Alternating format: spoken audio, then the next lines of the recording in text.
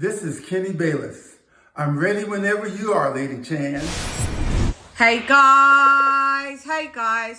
Well. The fight of the year wasn't in the building. It was the worst fight of the year contender by miles. And what fight could I possibly be talking about? Go ahead. I'll wait. No, actually I won't. Dreadful. Charlo, dreadful. Dreadful. Canelo versus Charlo. The worst fight in the building. So where shall we start with this fight? I don't even know where to start. Really, I just want to skip right to the end. I've been dragging my feet in even doing a report. Very unmotivated for this. But, let's start. Round one, nobody threw any shots. Let's have that right. Not one shot at all. Canelo was kind of a little aggressive. I think by halfway through round one, he decided like, okay, I've had a look. Mel's not seemingly to do anything. So he kind of started to stalk him, a bit of a high guard.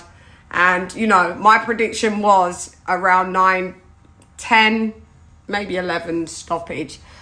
Okay, so skip to... Oh yeah, I'm going to tell you about the zone.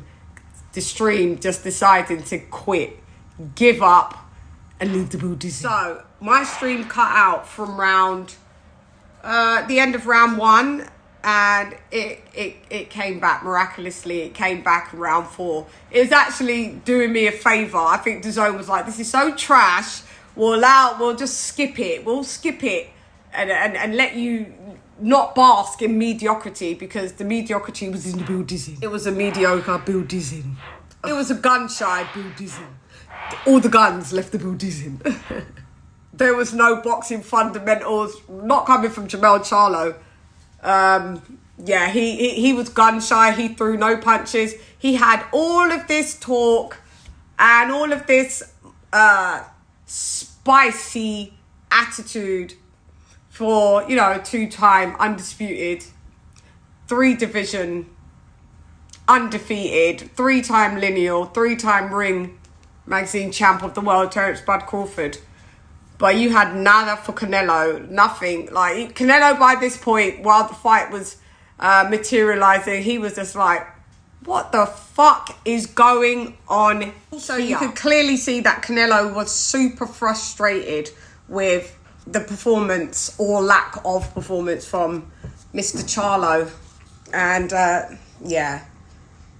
And he got very little engagement. That, you know, when Canelo gets really frustrated, you see him, you know, do the headlocking, and he had Charlo. Like, at one point, it looked like Charlo just walked into Canelo's headlock. Like, yeah, go on, just go ahead, headlock me. It's alright, you Canelo. God, there's nothing going on. Not even the rent. That was an embarrassing performance. From Charlo. So gun-shy doesn't even pertain to what he did. There was nothing. It was it was sparring.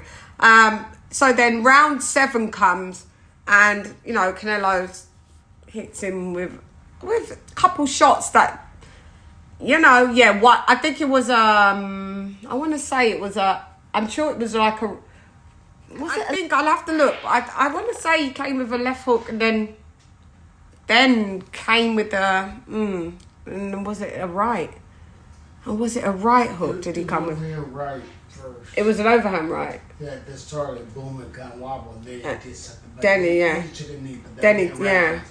Okay. It came with that overhand right. Yeah, it was, wasn't it? Yeah, and buckled him and then he just decided to take the knee. Well, it was an overhand right. The overhand right was in the building. The knee entered the building. So, yeah. So it was almost like a delayed reaction, where how he took the knee.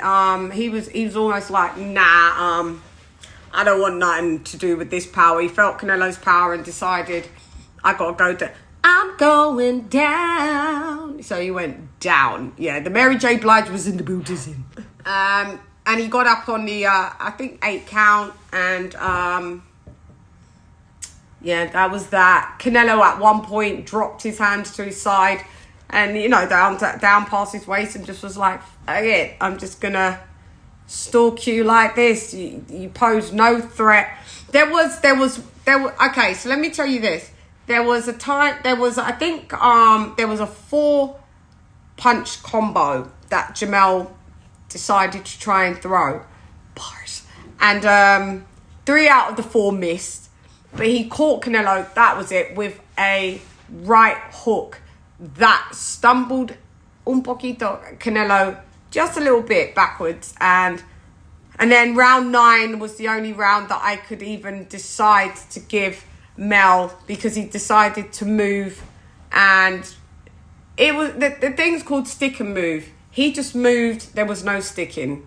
This was the most pitiful performance I've ever seen in current boxing history. I don't even want this. This was 2-time undisputed. Undisputed versus undisputed, as we know. Jamel Charlo was the current 154-pound undisputed champ, and with Saul being the current 168-pound undisputed champ. And Charlo just stank out the whole motherfucking joint. It was I'm embarrassed for him. And he had the fucking cheek and the gall afterwards to talk about, it's boxing, you know. He came for a check. Derek James was in that corner. Let's just talk about this trainer of the year. I don't know. Derek James, it's a wow, wow, wow, wow. Jamel was not listening to and scrap or lick an ounce of corner instructions. He looked vacant, distant. There was no engagement with Derek James at all. Yeah, pathetic. Sometimes, when he ain't got anything nice to say, you just decide to don't say anything at all. But I know that you guys have been waiting for me to say my little piece on it, and I don't want to see Jamel Charlo ever again. Take your paycheck and leave the booties. I don't know where else do I go from here, because I feel like I've gone forward, back. Basically, the whole fight was just nothing. There was just nothing, guys. I mean, I wish I could say that there was, but there wasn't. So, I'm trying to think. I'm trying to, clasp at a couple straws, but there wasn't. Those that saw the fight, it was just one of the worst fights that I've ever absolutely seen. I'd put it with Klitschko, Fury, and this one. On Canelo's day. Canelo's days are not, they're not panning out too well. Cinco de Mayo last year, or was that this year? No, last year, he gets defeated by Bivol on his, he only fights on Cinco de Mayo and September 30th. I think it's Hispanic World Day or something like that. Jesus stank out the joint for him, so... Anyway, I can't even be bothered. I will be on the weekly wrap-up show a bit later. I'll talk about a couple things, and we'll touch it where the desecration will be in the building. So shouts out to Jamel Charlo for that tragic performance. And congratulations to Canelo. I mean, he did come with about, nobody beats this version of Canelo. I didn't really see anything too different. He did, his hair was dyed dark brown. Shouts out. I was like, there's something different. His hair was dyed brown. He looked in good shape, meaning he looked quite ripped, but also lean, not that bulky kind of stodgy look that he tends to sometimes fall into. So I think, but he does get beat. I didn't see anything different from, he stalked Mel like he does and hit him with some good power shots. That's what Canelo does. So anyway, I'm gone. Hey girl, it's LadyChann, nonetheless. Come box with Shan. Gyan. Look, nothing. No words. My words have left the booties in. Gyan.